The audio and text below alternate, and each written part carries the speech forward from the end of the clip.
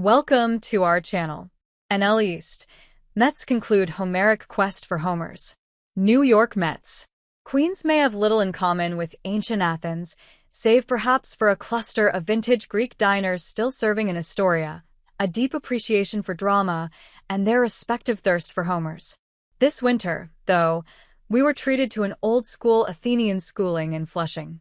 When Socrates put Laches, a renowned Athenian general, through the ringer during one of his famous dialectics, together they uncovered some interesting contradictions.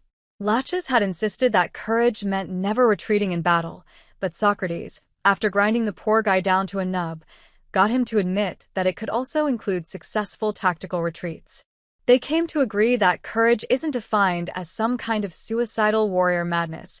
It applies to many things outside of war, and is tempered by wisdom, a wise endurance of the soul. Pete Alonso entered free agency with all the fervor of a Greek hoplite facing down the Persians. Unable to best David Stearns in battle, his wily General Scott Boras relented on offense and organized a tactical retreat, negotiating a pillow contract that would keep Alonso in New York and allow him to resume the fight in 2026. Perhaps Boras keeps a dog-eared copy of Plato's Laches or Courage under his pillow after all. If there's a lesson here for you, dear reader, it's this: like running an MLB club, succeeding at fantasy calls for a wise endurance of the soul. Pace your spending both on the waiver wire and in how you invest of yourselves in your teams. Always be willing to ask tough questions. When called for, cut your losses and pivot. Cultivate knowledge and remain nimble. Be virtuous. Make old Socrates proud. The Mets under Stearns know the value of contradictions. They can run up the second-largest payroll in the sport and be thrifty when it comes to longer commitments. This not only applies to slightly rumpled first basemen, but also, primarily, even to pitchers. Stearns exercised wise endurance assembling his pitching staff for 2025. He avoided big tickets and repeated the Milwaukee-inspired blueprint that succeeded in 2024, exploiting market inefficiencies by snagging flawed yet talented hurlers on short deals. The shoo-ins for a likely six-man rotation are Kodai Senga, Manaea, Frankie Montas, and Clay Holmes. Vying for open spots will be David Peterson, Tylor Megill, Griffin Canning, and perhaps Paul Blackburn, depending on his recovery from surgery to repair a spinal fluid leak in his back. Peterson is comfortably at the center of the bubble after posting 10 W and a 2.90 ERA in 121 IP. The regression monster will be hot on his heels, 4.01 xERA, but even that skills-based estimator would support a full-time role in the rotation. Canning may seem like an odd signing after his disastrous 5.14 ERA, 4.79 xERA in 171 IP, but he did show some promise in 2023, 3.90 xERA, 19% KBB%.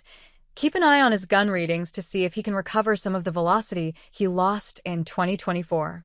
Blackburn will have to prove healthy from an injury that sounds like something out of the Saw franchise, but even if his spine is done gushing essential liquids, he's proven himself borderline capable yet unexciting from a fantasy perspective. Career 4.27 xERA, 17% K%.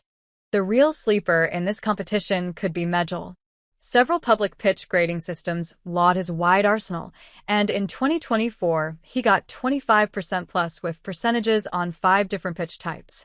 Megill's 3.84 xERA, 13.1 SWK%, and 17% KBB% further hint at his chances of succeeding in the rotation.